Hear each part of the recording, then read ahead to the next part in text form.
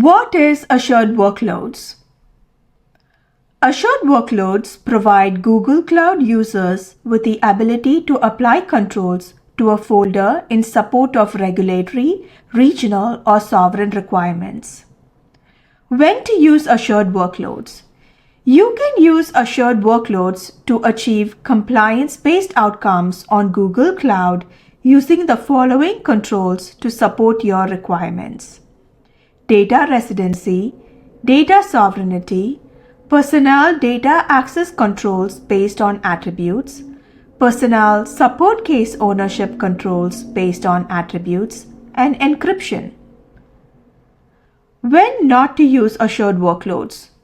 You should only use assured workloads if your Google Cloud use case is actively subject to regulatory compliance.